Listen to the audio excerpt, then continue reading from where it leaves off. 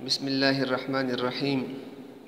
عزیز طلبہ، اللہ تعالیٰ اور اس کے رسول صلی اللہ علیہ وآلہ وسلم کی محبت اور اطاعت میں سوال نمبر 3 دیکھیے ذرا۔ قرآن حکیم کی کسی ایک آیت کے حوالے سے ختم نبوت کا مفہوم واضح کریں۔ عقیدہ ختم نبوت سنیے ذرا۔ ختم نبوت کا عقیدہ اسلام کے بنیادی عقائد میں سے ہے، جس کا مطلب ہے کہ حضرت آدم علیہ السلام سے نبوت کا جو سلسلہ شروع ہوا، اس میں یکے بعد دیگر کئی انبیاء کرام تشریف لائے، اور وہ سلسلہ نبوت حضرت محمد صلی اللہ علیہ وآلہ وسلم پر آ کر ختم ہوا۔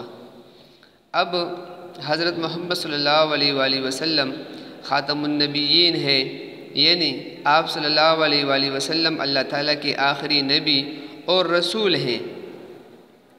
نبوت حضرت محمد صلی اللہ علیہ وآلہ وسلم کی ذات پر ختم کر دی گئی۔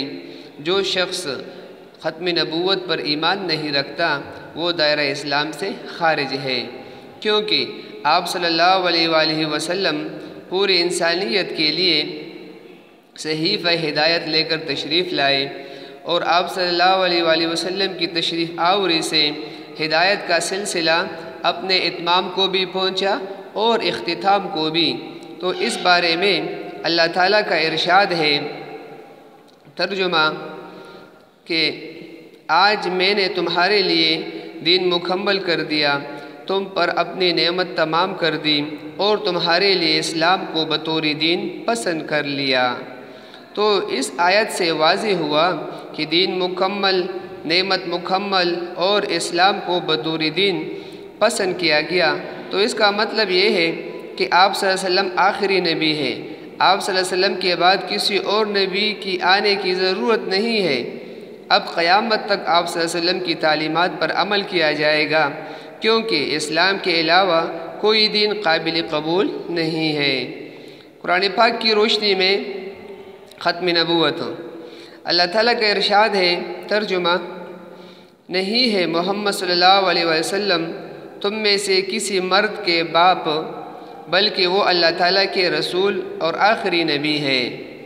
نمبر 2 ترجمہ، فرما دیجئے کہ اے لوگو، میں تم سب کی طرف اللہ تعالیٰ کا رسول بن کر آیا ہوں۔ احادیث کی روشنی میں ختم نبوت، نمبر 1 حدیث ہے، میں آخری نبی ہوں اور میرے بعد کوئی نبی نہیں ہے۔ دوسری نمبر 2 حدیث کہ رسالت اور نبوت کا سلسلہ ختم ہو گیا، میرے بعد اب نہ کوئی رسول ہے نہ نبی، یعنی میرے بعد کوئی رسول اور نبی نہیں آئے گا۔ نمبر 3 حدیث میں ہے، حضور صلی اللہ علیہ وسلم کا فرمان ہے، میرے بعد اگر کوئی نبی ہوتا تو عمر بن خطاب رضی اللہ تعالیٰ عنہ ہوتا۔ تو ان احادیث سے، قرآن پاک کی آیات سے واضح ہوا ہے کہ نبی علیہ السلام آخری نبی ہے، اور نبی علیہ السلام کے بعد کوئی نبی آنے والا نہیں ہے۔